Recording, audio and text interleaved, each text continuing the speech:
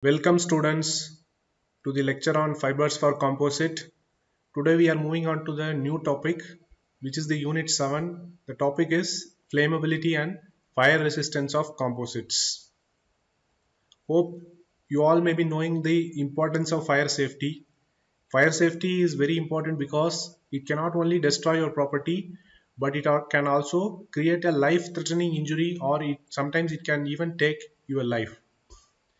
So the composite materials, that is the fiber reinforced polymer composite materials, wherever it is used in various sectors like building, construction, automotive, military, aircrafts, those are all in the way not safe. It is flammable because it contains raw materials like fibers and polymers. Those are all flammable. So legislative bodies have put some stringent rules and regulations in regard to the safety. So the improvement of the fire resistance of the polymeric composite materials can reduce the severity of the fire accidents. Now we will see the basics about the flammability. What is meant by burning? Burning is a thermo-oxidative reaction which releases heat to initiate the degradation process. It is a autocatalytic process, and it is also a exothermic process. So what is meant by thermo-oxidative reaction? Thermo-oxidative means it involves thermal and also oxygen. So because of this thermo-oxidative reaction, heat is released. So it is a exothermic process. And it is also an autocatalytic process, which we will see with the example. You can see the reaction that is written here, where methane combines with oxygen and under heat to produce carbon dioxide, water, and energy, which is in the form of a heat. This is a common fuel, methane, which is used in the kitchen. The cylinder, whatever we use in the homes, that contains the LPG, which is the liquefied petroleum gas, which is the methane. That methane is a fuel. When you switch on the stove, that methane gas is supplied through the tubes, and when the methane comes out, gas comes out. If you give a small spark through a lighter or through a matchstick, the flame is produced in the stove, and you can do the cooking and heat whatever you want to do. So here it is an autocatalytic process. Once you give an initiation, a small spark, then it will start producing the flame and it will continue burning. And once if you ignite it once, after that you do not need to continuously give the spark. It will burn on its own. That is the autocatalytic. And it produces the heat energy with some products also liberated like carbon dioxide and also water. That heat only you use for the cooking purposes. So why are we discussing this equation here, this reaction here?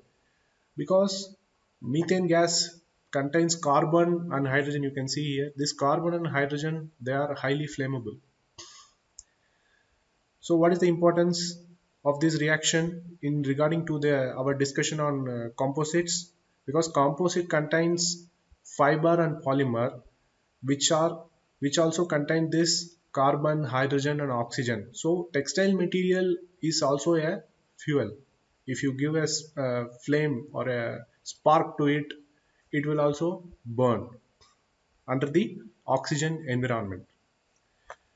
Now we will see an important mechanism called the fire triangle. This is similar to the one which I have told you. You can see in this diagram there is a fuel here. Let you assume this fuel to be a textile material, and you are giving a fire to it. You are burning it with the help of a Bunsen burner. You are burning it under the oxygen environment. The environment contains the oxygen. So once it starts burning, then it will continuously burn, and then it produces flame, and then those flame will be finally converted into heat, and that heat goes to the atmosphere, and it comes back to the fuel also. So that is the fire triangle where these three components are involved. This is fuel, oxygen and heat. For example, if you somehow reduce this oxygen supply or restrict or even remove the oxygen supply, or for example the heat whatever that is emitted to the atmosphere, if you make a situation where the heat that is emitted to the atmosphere that does not again come back to the fuel itself, then this gives you an idea about how the flame retardancy works. You have to curtail down the oxygen supply, and then you should not allow the heat again to come back to the fuel itself. If you do these two, then that is how the flame retardancy is provided to the textile material. The textile material, which is a flame, which you claim as a flame retardant, will work in one of these two or both, where the oxygen supply is curtailed and the heat that is emitted to the atmosphere does not come back again to the textile material itself. So the thing is, the strategy is to break the fire triangle. You have to break the fire triangle. If you break the fire triangle, then you are actually producing a flame retardant textile or a flame retardant composite. So now we will move on to discuss about this important chart, which is the combustion as a feedback mechanism with flame retardant action points. You can see this diagram, and from the bottom you can see there is a fiber here which is a textile material. It may be a fiber or a polymer or even a composite material, and once you start giving a heat, let this heat be through the Bunsen burner or any kind of a flame you are giving, so that once it is given, what happens, the fiber will start burning. So this heat, when it is given to the fiber, that is called the endothermic reaction. Endothermic means where the heat is absorbed by the fiber, and once it is absorbed by the fiber, the reaction called the pyrolysis is started. This pyrolysis is a immediate process which happens when the fiber is burnt, and through this pyrolysis it produces various flammable gases. What are the compounds that are produced during the pyrolysis? It produces liquid condensates like tarry material, which is the liquidish material, and then some non-flammable gases also are produced, and then some char is also produced. Char is a carbonaceous material. So this is the first step in when you burn, which is the pyrolysis process, and this is also a endothermic reaction. And once the flammable gases are produced, and with the help of the oxygen supply, which is in the environmental oxygen which is there, through the oxygen supply, the exothermic reaction is started. This exothermic reaction is here is the combustion reaction. So this through the help of the combustion reaction, the flame is produced, and then with the help of the flame, there are various other gases like carbon monoxide, carbon dioxide, and some water also produced. And then when the flame continuously when it burns, flame is continuously produced with the, and then light is produced like a glow, where it continuously glows for a time, and then finally radiation is emitted to the atmosphere. This is how the burning process take place. That is the combustion as a feedback mechanism with flame retardant action points. For any kind of a textile material, this is how the flammable reaction take place. So what you have understood from this? So a fiber, let us say whether it is a flammable or a non-flammable fiber, you have to give heat. You have to initiate the reaction. Once if you initiate the burning process, then it will ignite and it will propagate, and then it will start the pyrolysis process and the combustion process, and then finally it will produce the flame, heat, and then light, and finally radiation also. So once it is burned completely, it will produce the ash. Any kind of a textile material, if you burn, it will produce. It may produce finally it will produce an ash, and otherwise it will produce some gases also along with it, like a smoke or some toxic gases also produced from the burning of the textile material. So we will see some important definitions in this regard. What is meant by flame resistant or flame retardant?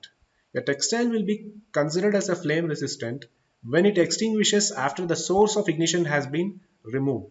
Means you are giving a flame to the textile material and you take it back.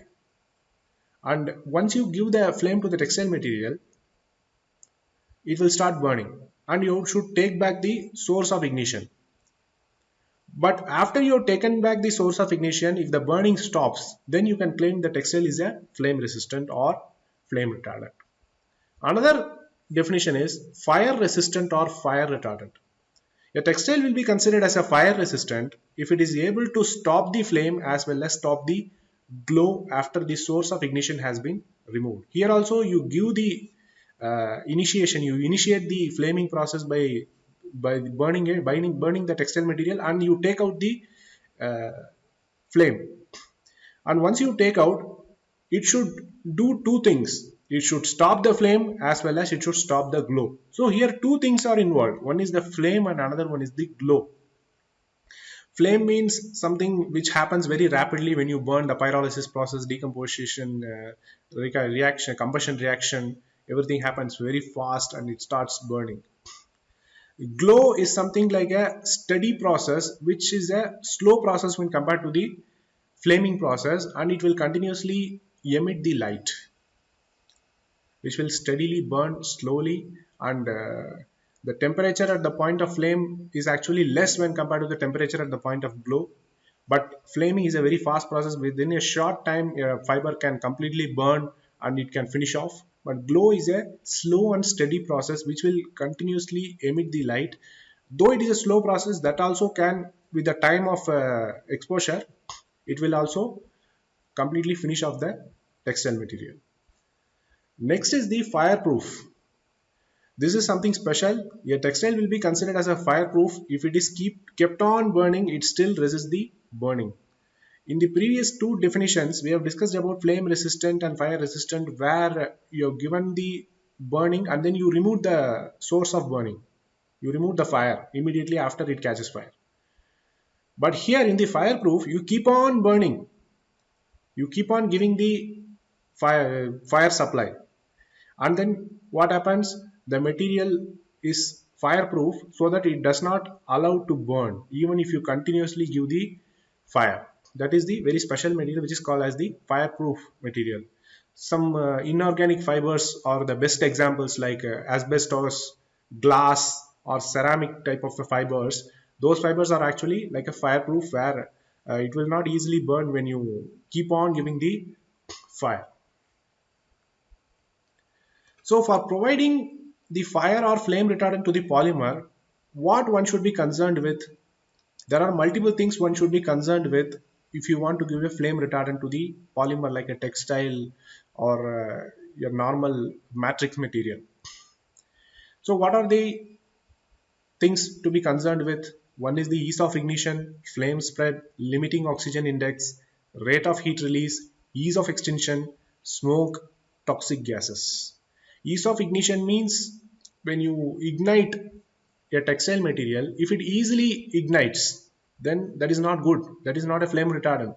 So the ease of ignition should not be there. It should not be easy to ignite it. If you create that kind of a situation, then it is a flame retardant. Next is the flame spread. Flame spread is something like once you ignite, it will start spreading the flame throughout the fiber surface. For example, if you take a textile material and burn it at the top or burn it at the bottom, it will keep on burning continuously and it will finish off the textile material very soon. So the flame spread. Here, flame spread is can be controlled if you control the oxygen supply, because without the oxygen supply this flame cannot take place, burning cannot take place. So in order to reduce the flame spread, you have to reduce the oxygen supply to the textile material. Next is the limiting oxygen index, which we will see in the forthcoming discussion. This is also one of the important parameter in the measurement of flammability. Next is the rate of heat release. Rate of heat release means how much, what is burning, what you are burning, and what is the amount of heat that is released. Because whenever you give a fire to a textile material, the how much heat that you are giving will not be same when it happens, when it happens in a real life accident. How much amount of heat that you are giving to a particular surface per unit area, per unit time, that will be different. So that is also rate of heat release, also a very important parameter that we will see in the further discussions. Next is the ease of extinction. Means once you give the ignition and remove the source of ignition, it should ignite on its own, it should extinguish on its own. That is the ease of extinction. So that is one of the important parameter in the flame retardant phenomenon. Next is the smoke. As I showed you in the previous slides, uh, during the pyrolysis process, flammable gases are produced. Those flammable gases, when it continues to burn, combustion reaction take place, and many toxic gases and some smoke they are produced. And that smoke is very harmful to the environment, like gases like carbon dioxide and carbon monoxide can emit from the fibers, burn fibers, and that will create very dangerous accidents, by in that in terms of even death also. So smoke and toxic gases is also one of the very important thing to be concerned with. Your material, if you claim it as a flame retardant, it should not allow the smoke, it should reduce the smoke. And toxic gases also one of the important thing to be concerned with. Toxic gases, it should not emit the toxic gases. So now coming down to the discussion that we have left, that is the limiting oxygen index. What is this limiting oxygen index? This is defined as the volumetric percentage of oxygen in an oxygen or air mixture to sustain burning of a vertical sample ignited from the top. This LOI, it says the how much amount of oxygen is required to burn. In a normal real life situation, the atmosphere contains 18 to 19% oxygen. In that 18 to 19% oxygen, if your textile material burns, then it is not flame retardant. So you have to improve the LOI values. Your LOI value should be beyond that, your 18 to 19%. Then only you can say claim that material to be flame retardant. So for example, if the fibers with the LOI value of 18 to 21 will readily burn, like a cotton, polyester, polypropylene, or polyethylene, all these have the LOI values in the range of 18 to 21. This will readily burn. But for obtaining the flame retardancy, the LOI value should be at least 26 to 28. For if you claim that your material is a flame retardant textile, flame retardant matrix, or a flame retardant fiber reinforcement, in that case the LOI value should be high. In terms of say, value should be at least 26 to 28. But if your LOI value is above 21, still it can be better. If it is say 22 or 23 or 24, it can also give the flame retardant effect. But if you want to claim it perfect flame retardancy, then your value should be at least 26, above 26. So now coming down to the mechanisms of flame retardancy, there are two important mechanisms one should know what about the flame retardancy. One is the condensed phase or solid phase mechanism, and another is the gas or vapor phase mechanism. First we will see what is meant by condensed phase or solid phase. See, this condensed phase or solid phase means that the chemical, whatever you are using it for, as a for the finishing, that chemical works in the solid phase. For example, in the right side you can see the diagram here. This is a like a composite material. You can see when it is burned, it produces some volatile substances and heat also with the combustion products, pyrolysis. through the pyrolysis products, some flammable gases are produced and combustion products are produced. So what does this condensed phase do? Condensed phase is one of the mechanism by which the flame retardancy works. For example, if your fiber or a matrix is a flame retardant, and if it works in condensed phase, and under condensed phase, what it will do is it will alter the path of decomposition. When you just burn the composite material, the composite material may be highly cross-linked. It will not easily allow to ignite. So the ease of ignition is controlled here so that the time of ignition will increase. It will alter the path of decomposition. Means it will form a protective layer around the pyrolyzing source of flame. So once it forms a protective layer over this surface, in that case what will happen when you burn it, it will not allow to produce the flammable gases. So that the layer is there so that it will not allow the pyrolysis reaction to occur to produce the flammable gases. And another is to reduce the temperature of decomposition. This is one of the mechanisms where you can control this condensed phase works. That is, it reduces the temperature of decomposition. And next is the reduces the formation of combustibles, stars, and other gases, because the pyrolysis is the preliminary reaction when you start the burning. In this pyrolysis reaction only the flammable gases and liquidish stars and carbonaceous chars and some toxic gases gets liberated, and once this is reduced, so there may not be possible chance to further continue the next step, that is the combustion process. So that because of this, the smoke that is emitted, that can be controlled, and the ease of ignition is controlled, and the layer is formed, the protective layer is formed around the source of flame, so that you can see a char layer here, which is a carbonaceous layer that is formed here, so that it will not allow the flaming to happen, or it will slow down the flaming. So this is how the condensed phase or solid phase works. So what are the examples? The examples are phosphorus based compounds. If you use any kind of a phosphorus based compounds, that works in the condensed phase or solid phase. So they interrupt the combustion process by charring. You can see here a char layer that is shown here. So that this char is a carbonaceous material, which is like a blackish partially burned material.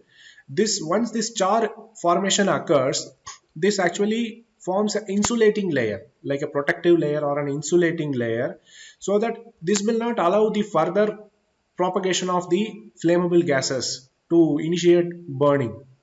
When it reacts with oxygen, it will initiate burning when the flammable gases pass through, but this char actually forms a protective layer, like an insulating layer, so that it will not allow the flammable gases to get emitted to further burn.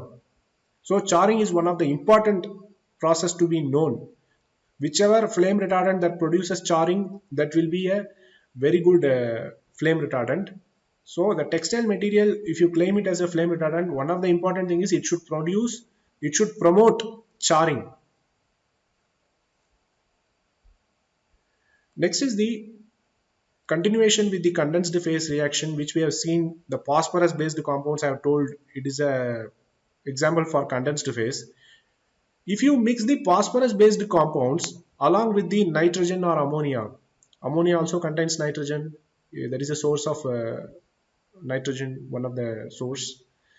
If you combine this phosphorus along with the nitrogen, both this can act as a synergist when combined with the phosphorus to reinforce their flame retardant functions. That is called the PN synergism, where the phosphorus is combined with the nitrogen. When you, instead of using only phosphorus, which works under condensed phase, if you combine it with nitrogen, it acts as a synergist. Synergist means which will actually make a reinforcement, which will improve the flame retardant functions.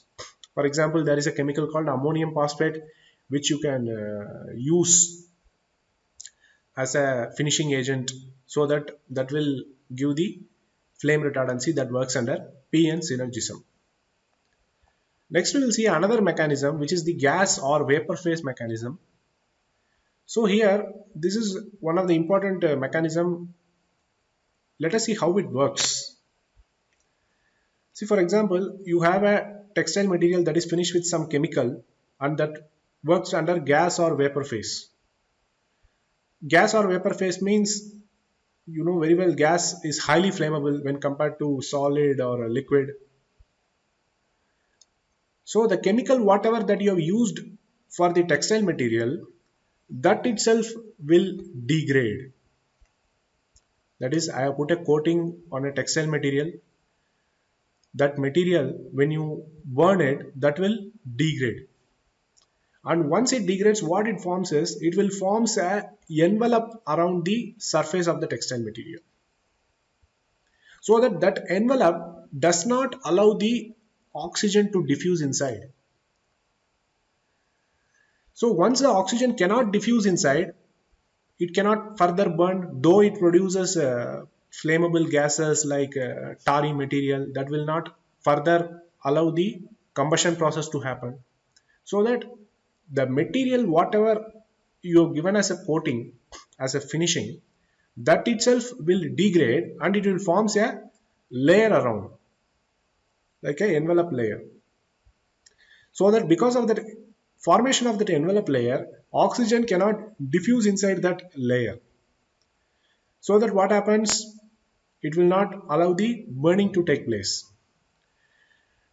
Next is the dilution of flammable gases. This is another thing that happens during the gas or vapor phase. So whatever flammable gases that are produced, like a carbon monoxide or a sulfur or any kind of gases that are produced, those gases are diluted. Those gases are diluted means, for example, I am using an ammonia in the reaction. Source of ammonia, like any kind of a urea, or any kind of an ammonia through any other source, if I use in the chemical, and if it forms, when it is burned, that ammonia will get released. That ammonia, whatever that is released, that will mix with the flammable gases and it will dilute the flammable gases. And once the flammable gases are diluted, it will not further get a chance to initiate burning. So once it is diluted, it loses the chance to burn further. So the dilution of flammable gases is one of the mechanisms that it comes under the gas phase. And another is the quenching of free radicals. For example, here you can see the interruption of radical chain mechanism, like BRCLP is given. See, all these reaction that is taking place, those are all actually the free radical reactions. Once you These free radicals are so fast and so active, so that participate in the flaming reaction and produces more burning. So once the chemical whatever is given as a coating, that gets degraded and then forms an envelope, and it dilutes the flammable gases, that also does another thing called as quenching of free radicals. Once whatever free radicals that is formed, that is quenched by the chemical, so that free radical formation is disturbed, so that also does not allow the flaming to occur. So these are the four important things that comes under the gas or vapor phase mechanism. That is what is shown in the diagram here. You can see um, dilution by water formation, which this is a part of this dilution of flammable gases, where your chemical releases some ammonia, so that the ammonia mixed with the flammable gases and it dilutes it. And then interruption of the radical chain mechanism. This is the fourth point, which is that is shown, where the quenching of the free radicals that are formed, are quenched by the chemicals that you have used for the finishing. So what are the examples for this gas or vapor phase mechanism? If you use chemicals like halogens, like chlorine or bromine, those halogens work under this gas or vapor phase mechanism. There are other chemicals also, we will see now. One is the inorganic compounds. You can use some inorganic compounds like hydrated aluminum or some metal oxides like magnesium oxide, antimony oxide. You can use it as a part of the system. You can combine this with the bromine, phosphorus or nitrogenous compounds also. You need a, it's not hard and fast that you have to use only phosphorus or only chlorine. You can mix this with other metal oxides also. So here antimony oxide is one of the interesting chemical. If you use it alone, it may not give a flame retardant effect, but if you combine it with some chemicals like halogens like bromine or chlorine or with the phosphorus or some nitrogen compounds, it will act as a synergist which will enhance the flame retardancy. So antimony oxide is normally coupled with these chemicals so that it slows down the decomposition process, release some inert gases that interrupt the chemical chain. So this also create a flame resistant layer on the material surface, reduce the release of flammable gases. There are some examples like chlorinated paraffins, antimony trioxide, aluminium trichloride, antimony trioxide. Like you can mix this with many kind of condensed phase chemicals or gas phase chemicals also, so that you can provide the you can obtain the very good flame retardant effect. Next is another chemical which is one of the important chemical, and that is in the research nowadays also, that is called the intumescent. So what is this intumescent? Intumescent products are the mixture of chemicals suspended in a binder. You have some 2-3 chemicals that you suspend in a binder and then you make it as a coating. You may have heard about this name in somewhere else. Normally this is used in the construction sites also as a coating that is given to the wood or to the wall also sometimes, where these intumescent products, once if you give this intumescent coating, if it is heated, what happens is it begins to soft.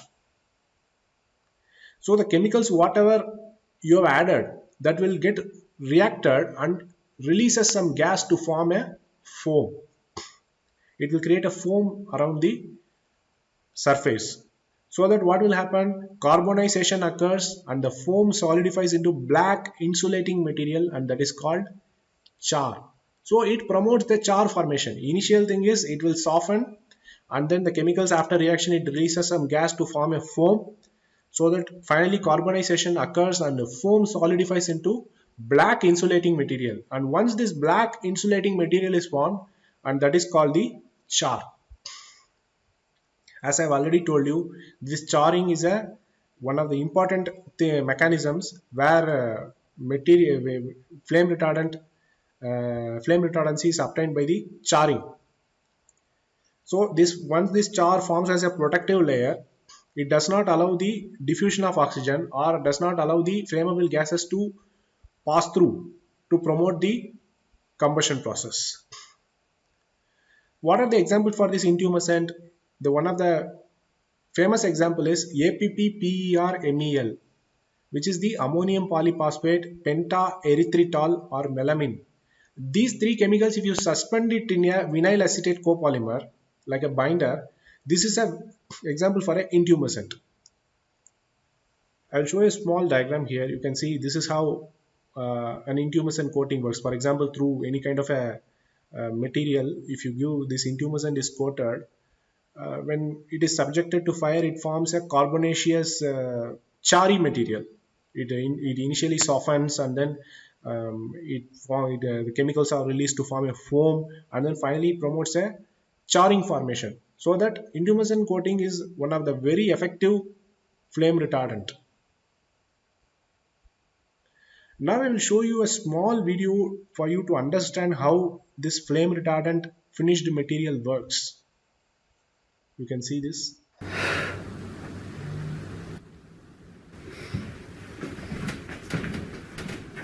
Okay, what we want to demonstrate here is a product called Textile Marshall 8000. We've got 2 pieces of cotton cloth here that's highly flammable. One treated with Textile Marshall 8000, one not treated with Textile Marshall 8000. Now, to illustrate the ability of Textile Marshall 8000, we're going to try to ignite the first piece of cloth treated with Textile Marshall. You're going to use a normal lighter to do that. See here he is continuously burning. As you can see, it only chars the little You can see the char formation, that is the piece blackish exposed to the flame. char formation you can see here.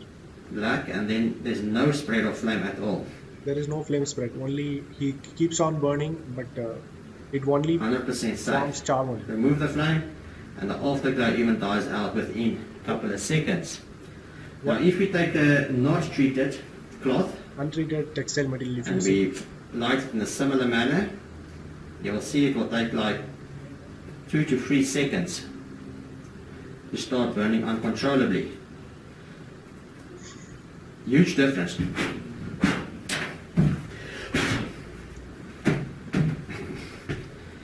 Thank you, ladies and gentlemen. Textile Marshall 8000. this is how the flame retardant chemical works. And this he has sold for normal textile material, but for composite also the mechanisms and process everything remains the same. So now we will move on to our discussion in detail about composite structures. So flammability of composite structures we will see. So composite structures contain two polymeric structures. One is the fiber and resin, which you may be knowing. Both of these polymeric components in a fire behave differently depending upon their respective thermal stability. Thermal stability may not be same for the reinforcement and also the matrix. Both will be different. So depending upon the thermal stability of the reinforcement or the matrix, the burning behavior will be different. So composite structures are often layered and thus tend to burn in layers. If you have some 3, 4 or 5 or 6 layers stacked together to make a composite, then the burning happens in layers. So once if you heat the composite, the resin of the first layer degrades and combustible products formed are ignited.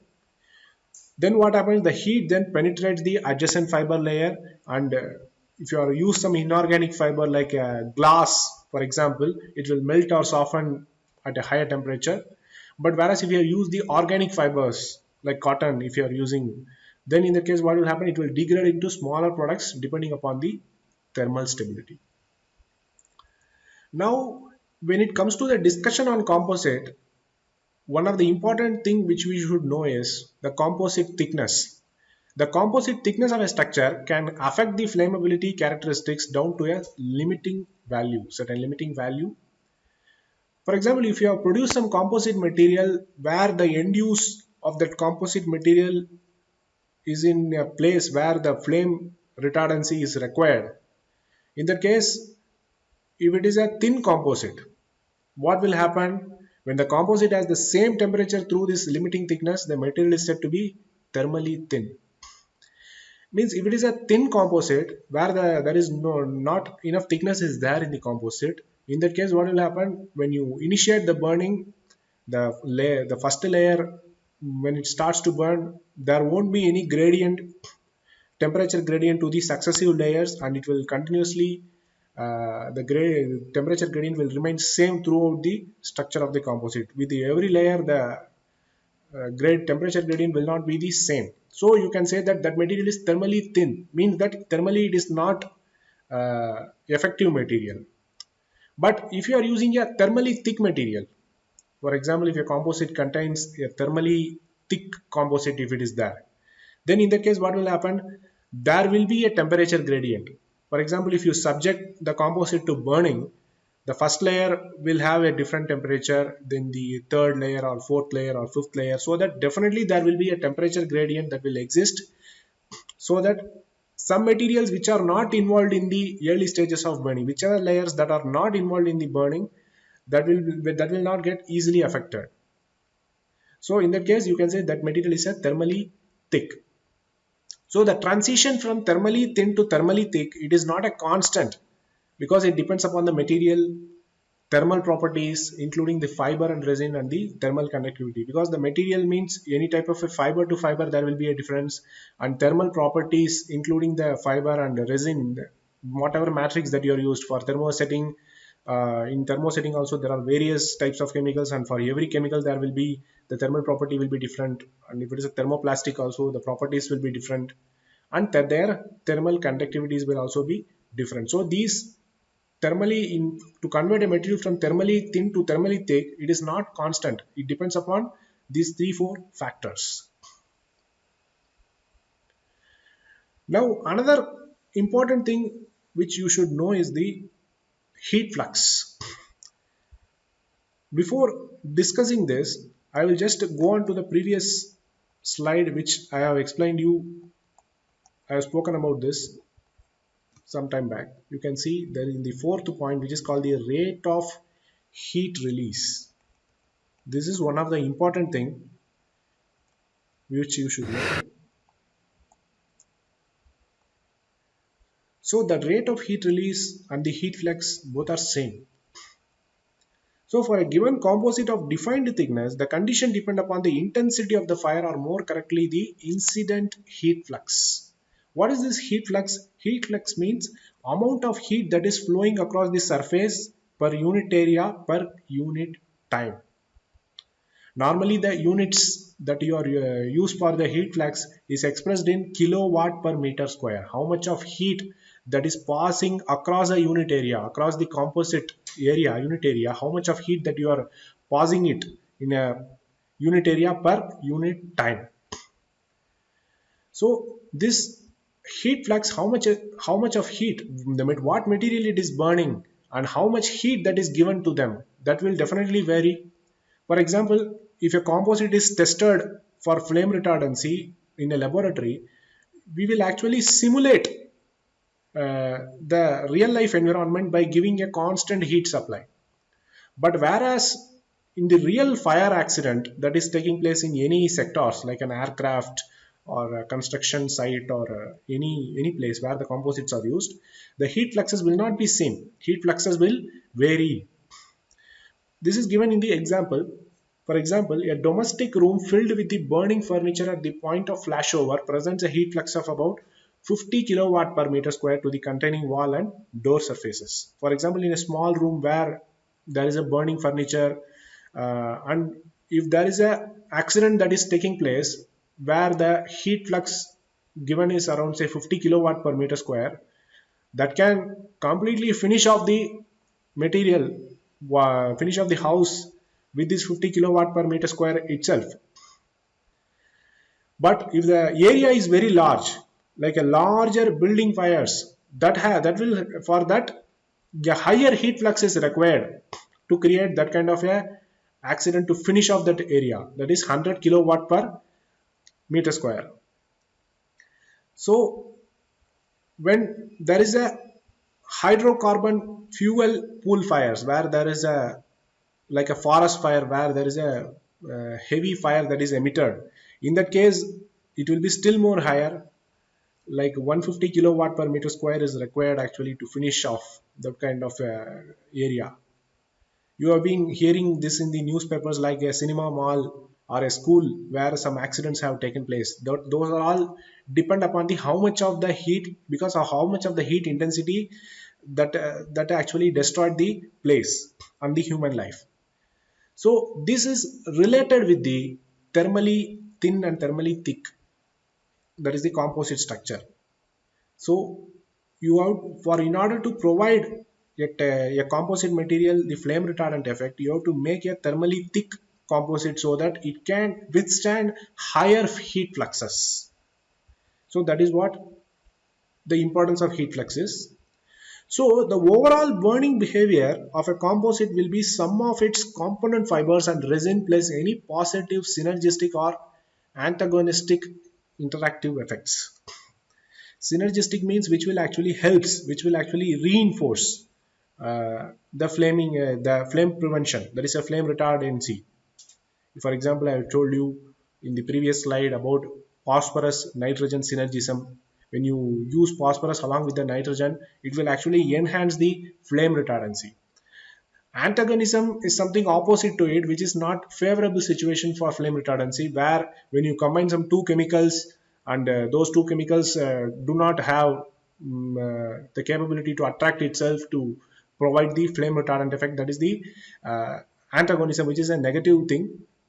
So for providing the flame retardancy to the composite, synergistic is the synergistic effect is favored.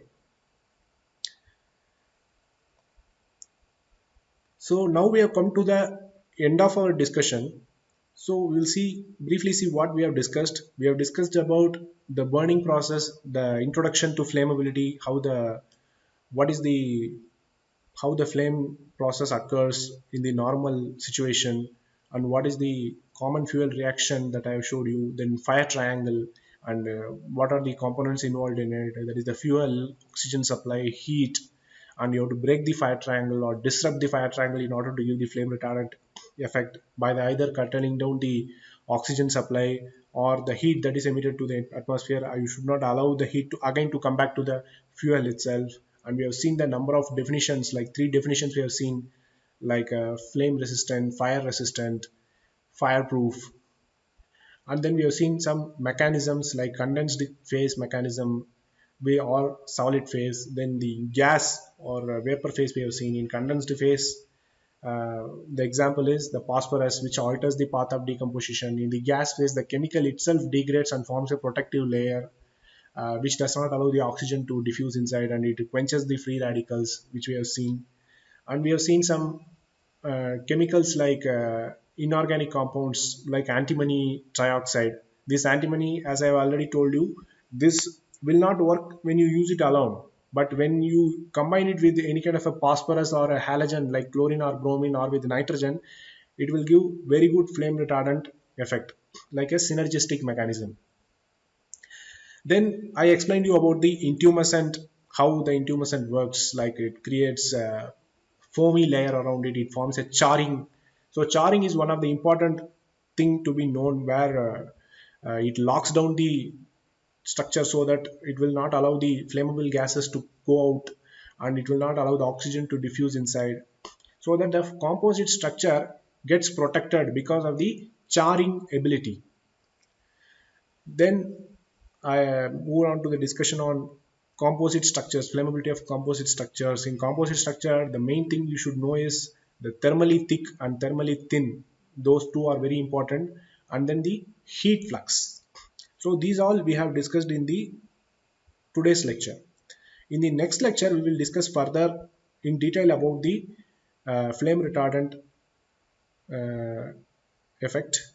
So that's all for today. I hope you have understood the basics of flammability and fireproof. So we will go further in the next lecture. Thanks for listening. Have a nice day.